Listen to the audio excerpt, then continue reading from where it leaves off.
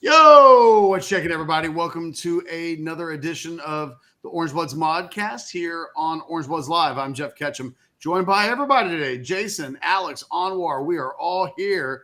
Do us a solid. Do like Text Guy 2 says in the Specs chat.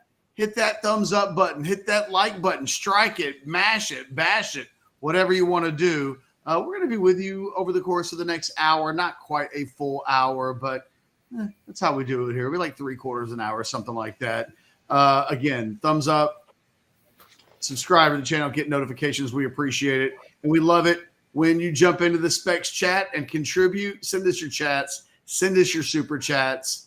And we'll be super interactive. Guys, big news today. Terrence Brooks out into the transfer portal. Puts the Longhorns at 83. But, man, there's a big conversation to be had about Terrence Brooks, the decision that he makes, where it leaves the Longhorns, what moves, if any, do they make? Do they go into the portal? Is there another Jabbar Muhammad out there? Jason, I'll come to you first. I feel like this is the dominant storyline and discussion point from today, with all due respect to the spring game, which was 4 days ago. Your initial reaction to the Terrence Brooks news? Surprise, honestly. I mean, we kind of heard rumblings about it throughout the day, but I think if you would have asked me Saturday after the spring game, I would not have predicted this. He didn't have a great spring game. He honestly, he's a guy who hasn't, for just being honest, he hasn't lived up to expectations. I remember you and I last year saying, hey, if we do a player draft, he might be a guy we'd be arguing like we both would want him, right? We predicted big things from him last year. And, he had his moments, but he did struggle some. This is a guy that I'm looking back at it. Number 10 ranked player in the state, number 59 nationally. Obviously was committed to Ohio State for a long time. So, had his moments, but didn't live up to expectations, but still possibly a starter, still battling for a starting spot this year. So, whatever the reasons are, if he just wasn't happy in Austin, if he wasn't happy with members of the coaching staff, if he thought his playing time was going to be depreciated, I don't know, ultimately what led into the decision. But, yeah, I'm a little surprised at the news today. Anwar, I'll go to you with kind of the same question. I mean, we can't ignore the fact that, the Longhorns tried to bring in Jabbar Muhammad from Washington to be a Terrence Brooks replacement in the lineup. So he knows that they have previously looked for a replacement for him. I think there's some frustrations that certainly would have existed for a number of different reasons. But a little bit of a leap of faith here from Brooks. He enters the portal. It'll be interesting to see where he goes, but clearly he felt like it was time for a change. And, maybe I was told by somebody today that the Longhorns were quite positive with him, that when the subject of the portal came out, there were no hard feelings. It was encouraged. In fact, I was told another name that hasn't yet come forth as a portal addition, that he wouldn't have been the only guy that mentioned that the portal was an option and didn't find an encouraging pat on the back from the coaching staff that maybe it's the best plan for the program and the player. Your thoughts? It's it's one of those things that at the end of the day, Sark is having meetings with guys this week. Staff is having meetings with guys this week. And, they talked Terrence Brooks into staying last year, and he stayed. I feel like the conversation might have been a little bit different this year. And I'm quite honest with you, Catch. I mean, I wish the young man luck, and I'm not going to put the everything, the weight of the pass defense on Terrence Brooks of last year, because that would be totally unfair. But this pass defense was ranked 116th in the country out of 133 teams. Like, I can't really hold myself unless your name is kind of like Malik Muhammad or Derek Williams. It's hard for me to really just go to myself like, oh my God, I cannot believe such and such has happened. Pass defense just wasn't good enough last year. I think there's ways to improve it. And so if they feel like they've got some guys who are better on the roster or guys who could be better coming in, then by all means, you've got to find a way to improve this. I think there's moments for every coach, right? And I think that Washington game, if he looks back and says, "My God, like my gosh, this secondary just ain't good enough to cut it to get to where we want to be," it's one of those things that maybe Brooks goes and finds some home somewhere else. But they didn't talk him into staying this year, and we know if they did want him to stay, there are ways to make that happen. I think they're okay with him leaving. If they're okay with him leaving, I'm okay with finding out if Texas can find an upgrade. Alex, I'm looking at your final deep dig rankings from a year ago. And when you look at the tier 3 group, so tier 1 was Jalen Ford and Tavondre Sweat. Tier 2 was Anthony Hill, Byron Murphy, and Jahdae Barron. Then you go down to the tier 3, and it's a cluster of names. A lot of DBs, though. Jaron Thompson in that group, Michael Taff in that group, Brooks in that group, Williams in that group, Ryan Watts in that group, Malik Muhammad in that group. It was a kind of a cluster of DBs. The thing that stands out about Brooks was that from a disruption or snaps per production per snap standpoint, or snaps per production, he had the lowest of the team in any of the top 3 groups, and was a player that didn't make a ton of plays, had an uneven season, probably had a little bit of an uneven spring. Do those numbers, do you go right to the deep dig and think about the production level from a year ago? Where does your mind go first on this? Well, my first was, like Jason said, if you had told me Saturday this was going to happen, I wouldn't believe it. Like, I would have been surprised. I was surprised when I heard it today. It's kind of like, whoa, really? I texted Cody, hey man, like, don't tweet this out. We're hearing this stuff about Brooks, though. Can you believe it? He's like, really, Brooks? It was a bit of a surprise. Maybe it shouldn't have been after the game. And after we kind of got worried about this. I texted around to a couple people I know. They'd said that this, if Muhammad would have come here in the spring, or before spring, if he would have come here, I heard that Brooks would be gone. And I also heard that for as much as a player at the college level can maybe have some kind of, I don't know, like philosophical disagreements, I guess, with his position coach. It feels like there was some of that going on. It doesn't. That doesn't seem very good to me for a college guy to be butting heads with his position coach. But it felt like there was some of that there with Terry Joseph, and the spring game for him wasn't good. But like what I talked about in my column, it's kind of emblematic of his season last year at Texas, because Terrence Brooks last year at Texas. Actually, if you look at all the outside corners that Texas had last year, he was actually in the 2023 season.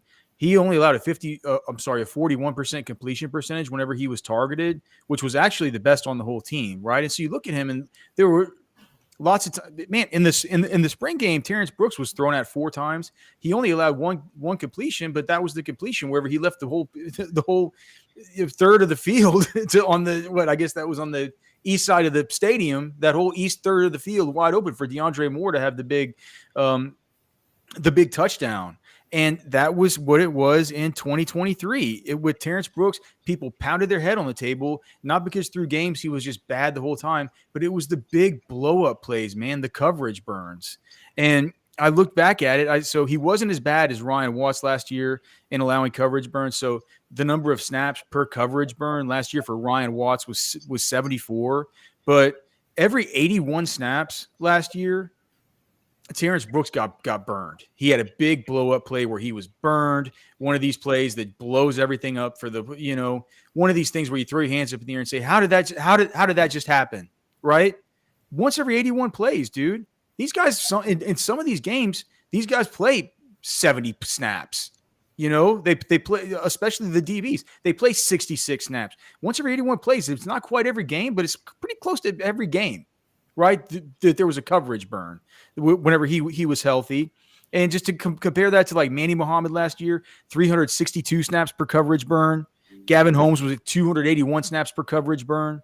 Those were the only qualifiers with over 100 snaps last season, but that's a big difference, man. I'm talking 4 or 5 times less frequently with these two guys. And you can't, I don't know if you guys noticed, Terrence Brooks didn't start the spring game. Yeah. He didn't. It was Gavin Holmes. It was Manny Muhammad.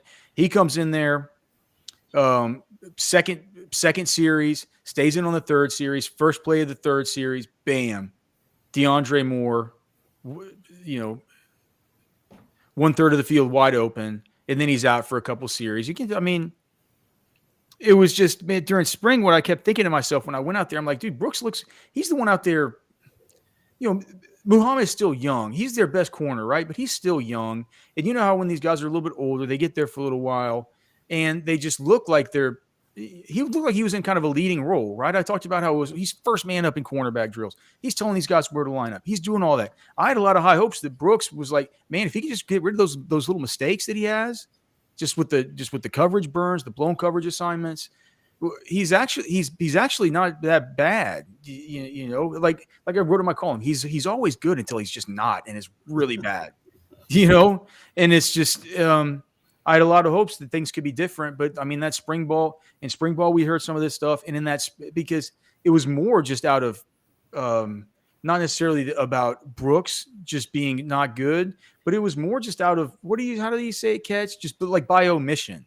All you hear about was Muhammad. He's the best. He's the best. He's like, you didn't ever hear that about Brooks.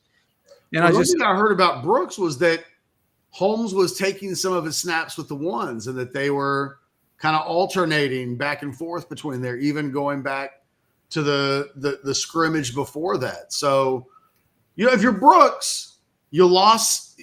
The thing about Brooks is he played the second most snaps of anybody in the secondary, only 5 fewer than Jahdae Barron. 491 snaps is a massive number. I mean, when we look at I'm looking at your numbers, Alex. That's why it's right in front of me. But the only two guys on the team that played more snaps than Brooks did a year ago was Jalen Ford at 668. But then there's nobody else in the 600s. There's nobody in the 500s. Barron had 496, and then Brooks has 491. So they played him a lot. They played him the third most snaps of anybody on the defense, but he's coming off of a season in which they absolutely tried to replace him. And then in the spring, he's losing snaps to a guy in Gavin Holmes that's been okay since he came in as a as a transfer. I think he probably felt like his momentum had stalled out. The coaches probably felt like the momentum had stalled out. And I think it was a little bit like a Spider-Man meme. Things aren't getting better. And the coaches are probably pointing at him and saying, you need to do better.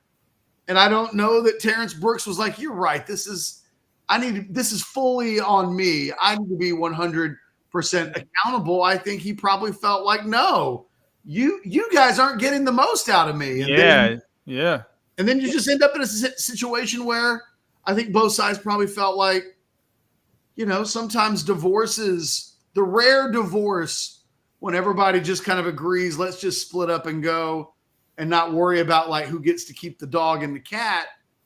This feels like one of those. It doesn't happen very often where people just agree, let's just go away from each other. But that may be here. Anwar, the thing for me is now what does Texas do?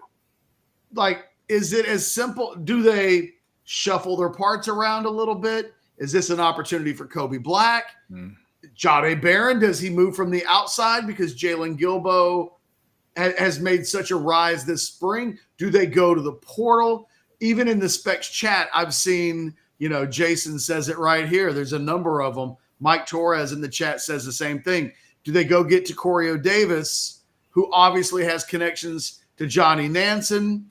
They've already taken 2 guys off of that Arizona defense. Davis was a second team, all Pac-12 defensive back who entered the portal.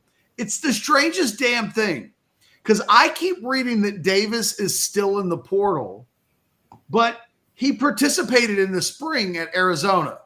And as recent as a couple of days ago, there were articles saying that Davis was going to return to Arizona likely this season. He entered in January, Catch, with a do not contact tag is what I was But I think he's still officially there. I think he's still in the. What is a do not contact? Coaches can't contact him. They probably I'm sure he's got an agent or people, whatever. He has to initiate. Yeah, it's. What kind of half measure is like? I don't know. That usually means he knows where he wants to go, Alex. Yeah, but that was back in January. If what I read today was accurate, because I was reading up on him trying to get more background, and he entered back in the January. Or when did the other window close? The other window closed at the beginning of January. Yeah. The thing is, Arizona hasn't played its spring game yet. It's Saturday. Oh. And he's been participating in spring. I'm reading a practice report from the 20th. So no wonder he hasn't responded to my text message about Texas if he's still got a spring game to play. So. 3 days ago, he was getting a shout out for knocking down a pass during one-on-one and the scrimmage sections of Arizona's practice. So he is actively with Arizona, but I do think he's technically – I don't think he ever took his name out of the portal. No, I don't think so. If he has it, I have not seen it reported anywhere. I mean, I guess we could, when we're done with this, I'll hit up our portal guy. I'll do that while we're talking. Hit up our portal guy and have him check on that. So, Anwar, what would you do? What of the options I listed, is there one – rank them? What's your favorite? Like, what's the obvious move here? Well, I mean, the obviously the sexy move, right, is always getting someone out of the portal and hoping that person is going to be better. It's interesting because and I'll get to the answer in a second, but it's interesting because Sark had talked about, I guess it was just a couple of weeks ago, that their goal is just to put the best 5 out there and then they would sort it out from there. So it's interesting, like if he goes with that mantra, like who are his best 5, and he talked a lot about like the versatility of certain guys like Jade and Gilbo and everything. So look, I'm a fan of seeing who else is out there, Catch, and if you can upgrade it through the portal, so be it. If you got the guys on here, again, I'm not going to look at it to say that I think this one guy was the entire problem as relates to Texas, even though Alex gives some really good stats as relates to some of the disruptions and other things. What is the specific term that you use, Alex? What's the specific category? Just coverage burns. Coverage burns. I'm sorry. Yeah, thank you, Alex. The coverage burns that are there. I'm a fan of, hey, whatever you have is great. But look, the portal's there for a reason, Catch. It is absolutely there for a reason. And there's no need to just sit there and say to yourself, like, hey, we'll just go with our guys. Like, no, if you feel like you can upgrade it in that position and in a where there's going to be rotation and guys are throwing the heck out the ball. Hey, if there's somebody out there, if the Arizona kid is out there, if there's somebody else that they have an eye on, I'm all about go to the portal. You got guys going in the portal now, so the scholarship thing doesn't seem to be an issue. So my preference would be bring in another guy and see what that can do for you. Hey, don't forget, I mean, Kobe Black, Catch, you mentioned. Wardell Mack's a really highly thought of player. Catch, your dude Santana Wilson's showing up in about a month too. So they got some. Obviously, you want more experience, but they got some really good, talented incoming freshmen, too, that might be able to find their way into that rotation. Alex, I'm curious, if Brooks doesn't enter the portal, how much pressure might Kobe Black put on him? I've looked at him a little bit like Malik Muhammad a year ago, that as the year – that's the thing. Yeah. The year goes on, he's going to play more and more, but he might not be ready for Ann Arbor week 2.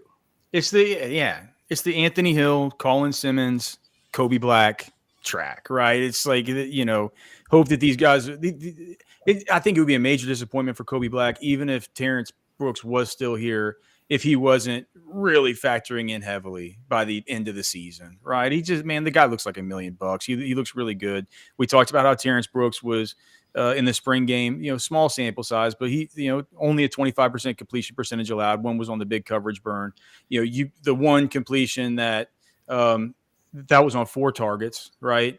On 4 targets to Kobe Black, he only allowed 1 completion too, and that was a really hard fought catch to Jonte Cook, right? So it was like, 25% completion percentage for Kobe Black in the spring game as well, right? So it's like, I think that I think it was Black was the I think one it that was was on beaten on the Jonte. Wingo Was it on? touchdown. No, or which Wingo touchdown? The one where he just ran right back by Kobe Black. Oh yeah, right. So I was thinking maybe it wasn't Jonte. That was somebody else. So on the Wingo touchdown, but that was one where I didn't consider that one I need to go look back and see if that was a burn. It had to have been. Yeah, I'll have to go back and look. But dude, it wasn't a giant blow. It wasn't just a, you know what I mean? It was a dude getting past him and having really long arms. And I'd have to look. Was that Black? I have to look. You know why? Because the reason why I know it is I was oogling Kobe Black on that play. He's lined up to the near side to the camera, and I was like, Jesus Christ! Okay, so that was the play that he gave up. It was a big play too. But I was oogling him, and then Ryan Wingo was like, I'm pretty good too, and it was a great throw, great catch. Kobe Black was trailing right there, but yeah, that was the one that I remember. Then he gets the interception off of Cole Lord later and on. What do we think about how many burns did Ryan Wingo cause in that game? Because he burned Wardell Mack too. Remember, down in the red zone out of the slot. Wingo out of the slot, by the way, is a really cool thing down in the red zone, man. That's a cool deal. But so all right. Well, regardless, right? Both those guys thrown at 4 times. They each allowed only 1 completion. Like, I know it's big sample size differences, etc. But Kobe Black was always going to be there like that. And I mean, there was somebody in the chat that asked like, what he said something about like, here it was. So it was to Menu 2 Sports. He says, "Who told you guys that Jabbar was a potential replacement for Brooks?"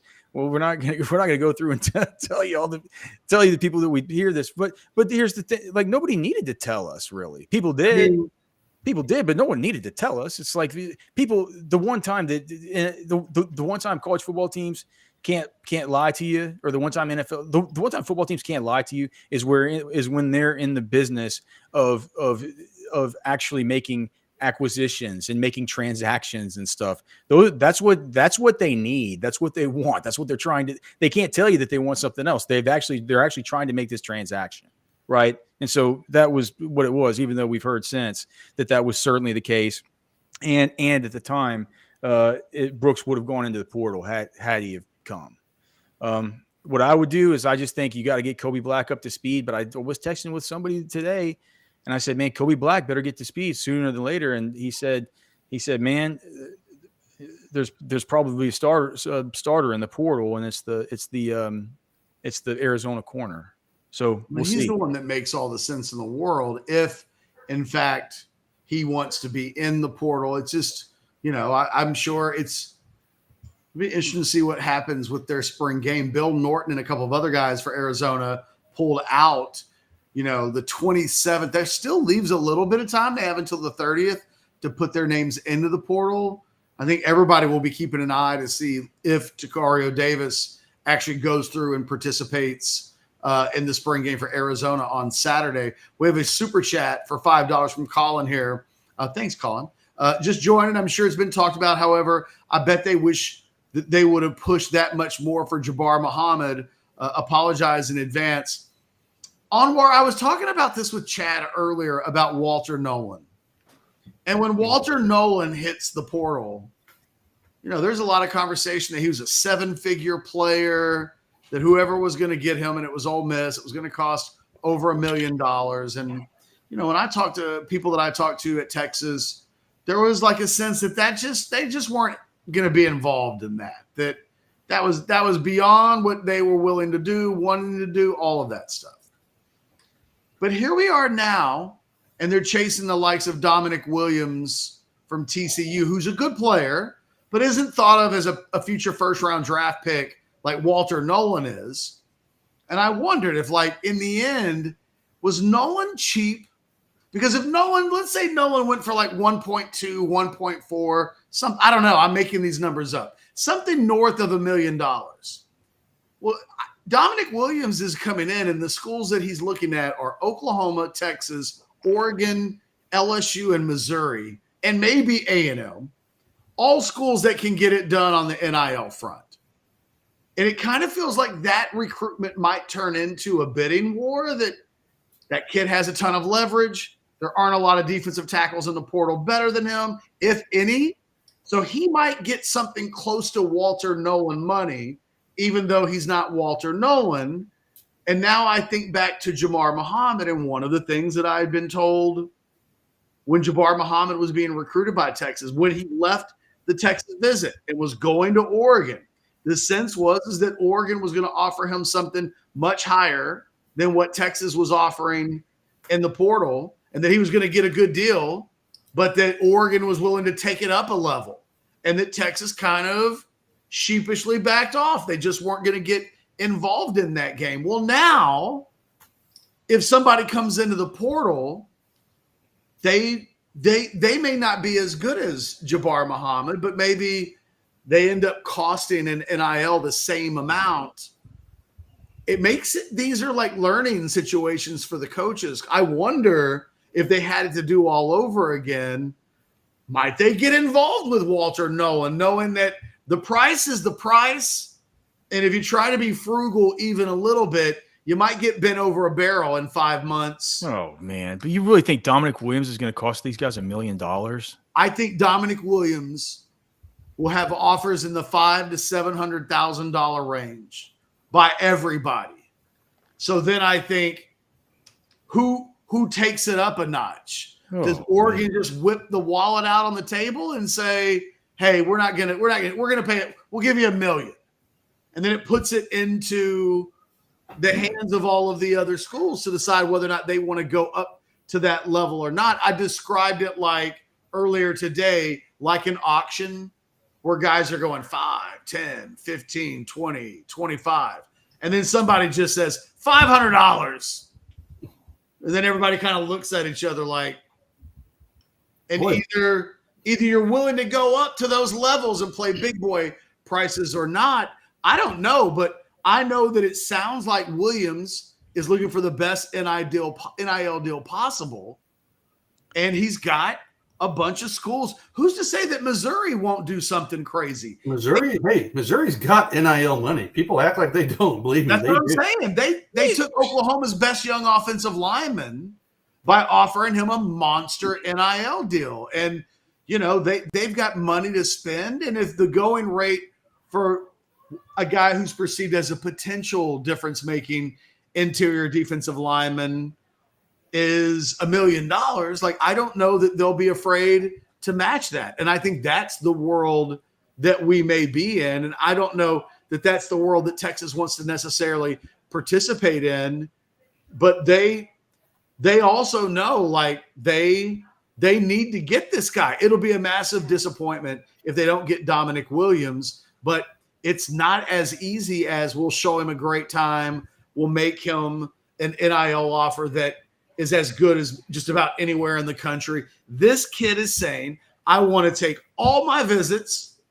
I didn't get a recruitment.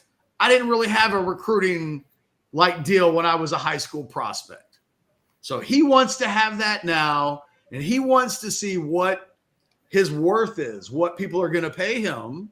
And he left Oklahoma, put a sizable NIL package in front of him. And he was like, no, I'm going to take my visits. And I'm going to take all my visits, is what he told Oklahoma.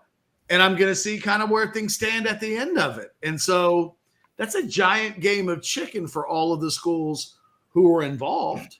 But you know, I feel legit.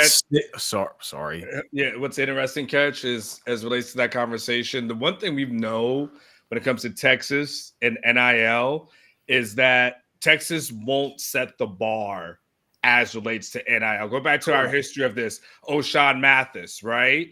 There was going to be a bidding war, and they said, no, we're not going to get into a bidding war with you for O'Shawn Mathis, right? Jordan Addison was another one that they looked at, and they said, you know what? Not going to get in a bidding war for that guy. We're not going to be the one that pays the highest for that one. You bring up a guy like a Walter Nolan. You bring up a guy like Jabbar Muhammad.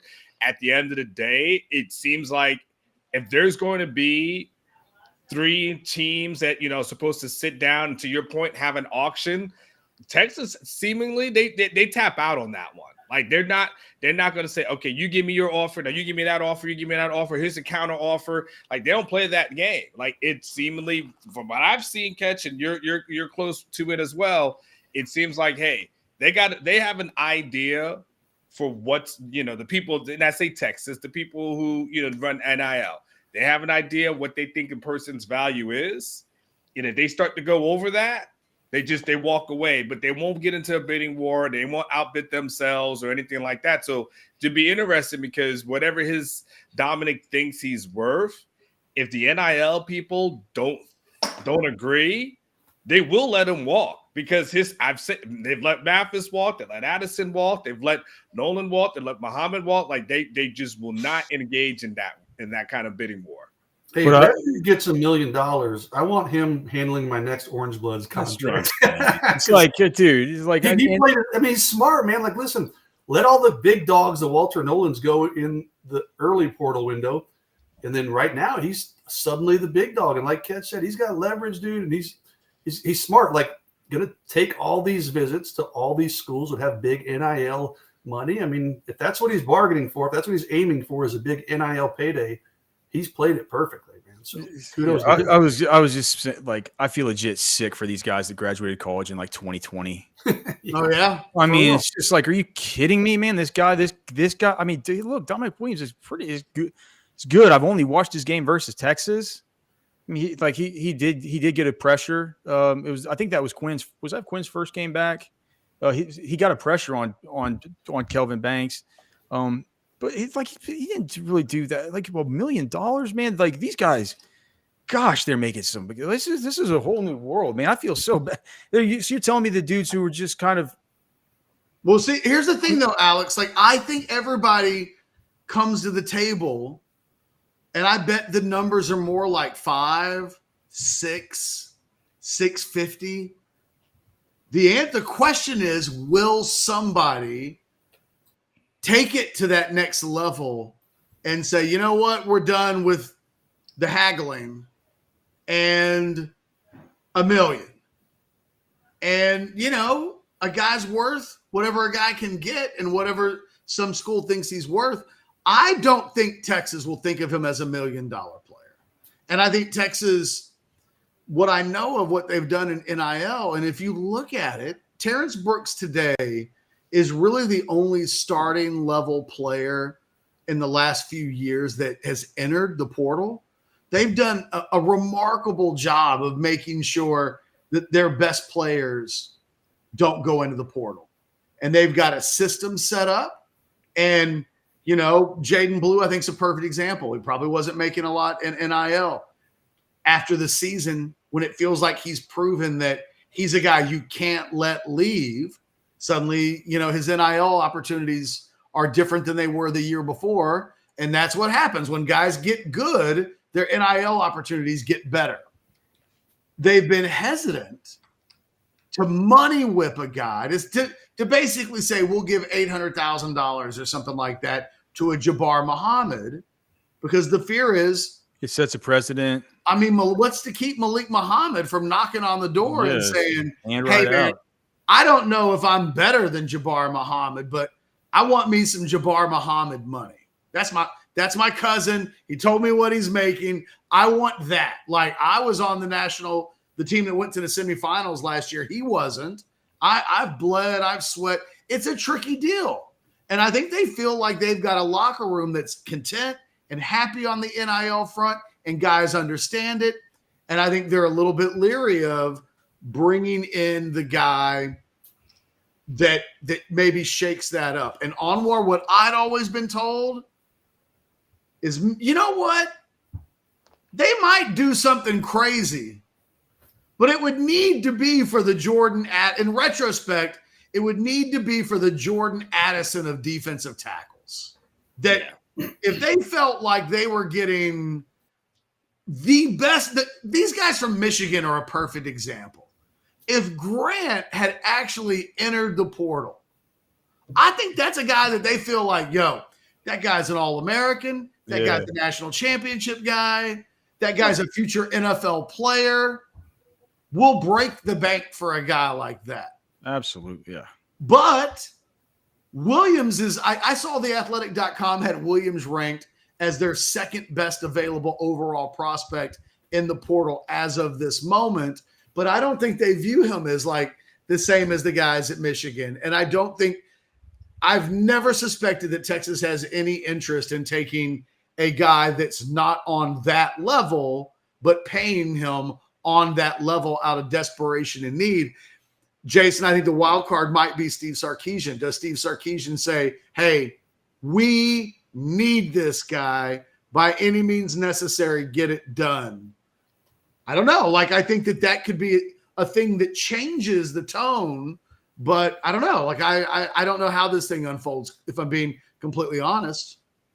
The only way I could see justifying that, if you think you're one piece away from being a legitimate national title contender, is Oregon that one piece away? What other schools is he looking at? I can't even remember. He's been to Oklahoma. Yeah. He's going to Colorado, right?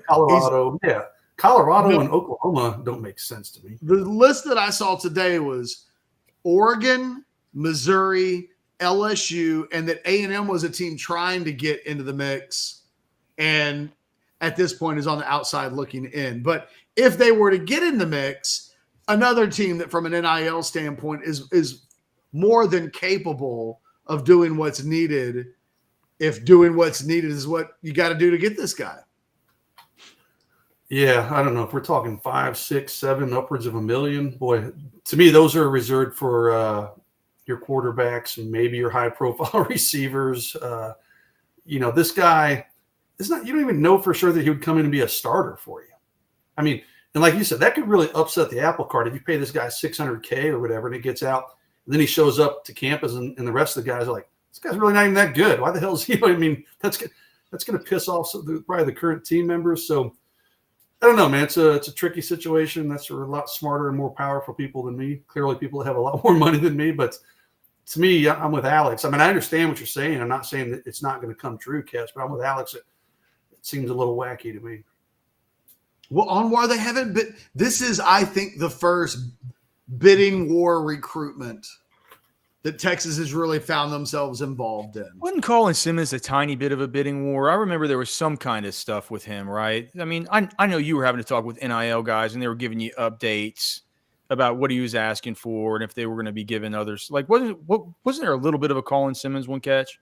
Not like this. I mean, NIL was a factor, but I mean, yeah, this is legitimately 5 schools all visiting back to back to back to back to back. This is the bidding war guy. We're going to the mattresses guy. This guy in the Rivals portal rankings. I just pulled it up. He is number 98, and that includes all the guys who entered in the winter. They have all the portals not separated. See, the thing that the Athletic does is when guys commit, they take them out of the equation. Okay. So it's like we use the second best available now, and it's like, well, that should tell you about what's available now.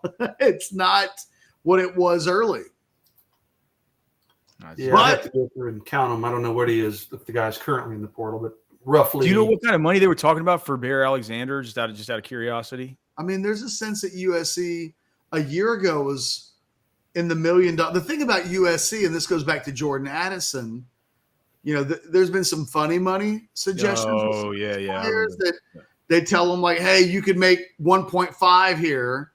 But a lot of that's predicated on like 5,000 autographs and do this. You got to sell 7 million jerseys. And, it's like one of the things I've always heard about Texas with regards to NIL is that, number one, there's nothing funny. We're not putting you on layaway. You don't have to go out and hustle on a street corner, your jerseys. You're going to make X amount of dollars. This is what it's real. It's not, It's not a projection. And oh, by the way, you can talk to every single guy that's here. We back up and follow through on what we say and promise. And Texas feels like that's the reputation that they've earned.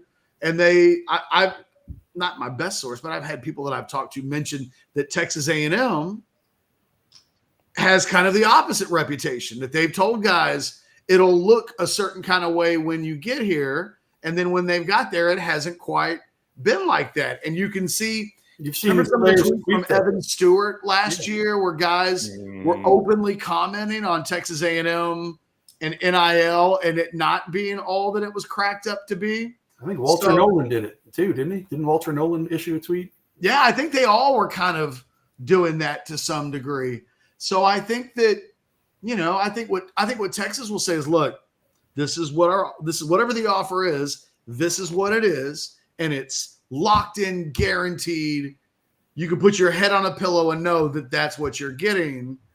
If you want to go take your chances with somebody else, go for it. But that the hit rate on taking your chances right now on the NIL front isn't 100%. It's a lot less than that. Now, one of the things that we've happened in the last couple of years, and I think Missouri is a good example of this, that was kind of the wild, wild west old days of the NIL. Now you've got collectives. Now these schools have involved other businesses to get involved. Now they've really rallied the troops from an alumni standpoint. So it's a little different in that maybe it's not quite as hit and miss with collecting on what you're being told as it was maybe a year or two ago. But I think that the reputation of we're tried and true, there's no risk with what we're telling you. And oh, by the way, you get to play in the SEC and you get to potentially play for a team that not just is going to be in the playoffs, but potentially play for a national championship. That will be the sales pitch. But if it comes down to a guy just saying, I want the most amount of money I can get in NIL, I think that could be a battle that Texas loses. So what happens from here, I'm not sure. I think it's interesting that, Jason, one of the things I was told, and I put this on an update on Orange Bloods earlier today, that when they had Jay Toia, I think you got it. If I say it 8 different versions, one of them have to be right. One of the things I was told was they let him know they weren't trying to rush him into a decision. They were kind of slow playing him a little bit, wanting to see what would happen with Williams. A little bit of a calculated risk. They preferred Dominic Williams to the kid at UCLA. The kid at UCLA, sensing that, realizing that I'm not going to get a mega deal from Texas. I don't even know if I'm going to end up at Texas. He just goes back to UCLA. I was told this morning, if they don't get Williams, there will be a sense that they mishandled the Toia thing and that it's a risk that they took and they feel comfortable in taking. But that if they don't get Williams and the kid from UCLA stays at UCLA and he's out of the picture, there still are other guys that Texas can still approach. It feels like Michigan State's had about 5 different starting defensive tackles enter the portal in the last week, one of whom Oklahoma, I think, is looking at. I forget the kid's name, but it was from last week. I think Oklahoma's bringing in one of the Michigan State kids whose, profile's a little bit like Williams. Honorable mention, all Big Ten. Not a guy with massive numbers, but he's a respectable player. I think he's the backup if they're not able to get Williams. And we'll probably see Texas do that now that Toia is back at UCLA. They have no options other than to hope for the best with Williams, but it would behoove them to prepare for the worst, and that defensive tackle need still will need to be filled. We've heard other names as a staff. We've been talking behind the scenes. We're hearing names. We're still trying to confirm them, that contact has been made or that interest exists. And, Anwar, that will be the thing that we probably do for the next few days and week and all the way until the portal closes, is throw out lines and find out if there are fish biting on those hooks or not. Is Texas a real player or are they not? And I think to me, it reminds me, Anwar, of the wide receiver position, where we heard that Texas had an interest in Juice Wells. We heard that Texas had an interest in Deion Burks, but not so much of an interest that they were ready to go pedal to the metal and go get those guys. They were waiting on other guys. There was some risk there. Isaiah Bond eventually comes to Texas through the portal, but only after the first portal window closed, and he stayed in, and Barry and Brown stayed in, and some of the big names that had been rumored just didn't go to the portal. And then it looked like, well, did they get the best guys they could get? I wonder, like, if it feels that way at defensive tackle, knowing that they've circled Williams and said, we really got to get this guy. But if they don't, they got to go get somebody. Well, yeah, I mean, at the end of the day, so April 30th is the deadline for guys to enter their name in the portal. Now, you can still take visits after that, but we got a week to figure out who are the names, and you can, you can play that the risky card and see, okay, will someone else enter in later this week, potentially this weekend, something to that effect, or do you take, and take what's out there and not risk it at all? So that's where a guy like Dominic probably has an advantage because he's in there. He can still take the visits. But yeah, if you're Texas, you don't have much time, and you don't know who else is coming or who else isn't. You got to wait for some exit interviews to see if there's some people who would come in, and then even at that point, are those people who are going to come in who had bad exit interviews? Are those people going to even be impactful for you? Or are they just going to be guys who aren't even better than what you already have here on the roster? So you're right as far as the conversation that will continue for, like I said, at least the next 7 days. And then past that, after guys maybe decide to enter the portal this upcoming weekend. But if you're Texas and you've got someone on the hook and he's here on campus today and tomorrow, then you probably want to do the best that you can to make sure that person doesn't continue taking visits. Guys, I'm looking at the clock. I know we're somewhat up against it. Final thoughts on this discussion, and it can be about anything. It can be, we've talked about Brooks, we've talked about Williams. It's mostly been portal related. Before we wrap up in the next 60 to 90 seconds, Alex, any final thoughts? Yeah, next time you get like a Toia or somebody like that on campus, don't hold that. Like, just get them both. Get him and Dominic. All right, I feel like slow playing that guy was probably bad. Anwar, what about you? It's a good time to be alive if you're a college athlete. It's a good time to be alive. Enjoy. Jason? Yeah, don't have a lot. Someone just asked in the chat, potential landing spot for Brooks. Somebody I talked to mentioned Colorado, but then they follow that up with an LOL. So I don't know if that's legit. I'm just saying, Colby, I'll just put it out there. Colorado. Well, he can't go to the SEC. So, yeah. Although, I was thinking about that. Technically, Texas is not in the SEC. I'm told that they're included in the. Are they okay in that rule? Okay, because I noticed that the other day. So we'll see. They've got the TCU guy on campus, presumably right now. He told me this morning he was coming, so we will be tracking him following his visit, and then before he goes to Colorado, we'll try to get an update there. So we should have something on him later in the week, I would think. All right. Well, hey guys, real quick before we head out, I do want to let you guys know that Lisa and the gang over at Specs, if you need a delivery, you don't want to go out to the store, take it, listen to what Lisa's got to say. You're needing Specs same-day delivery can save the day with our Specs app or online shopping. From world-class wines to hard-to-find spirits and craft beers to gourmet foods, delicious snacks, and spectacular sweets. It's Specs. Cheers to savings. Specs has a little bit of everything, and they will deliver. It's that simple. Guys, I'll tell you what's simple. We will be back tomorrow. Old-fashioned tomorrow morning, House Divided, the recruiting hour, a big full Wednesday here on Orange Was Live. But for now, for myself, Jason, Alex, Anwar, slam that like button. We'll see you tomorrow. Later.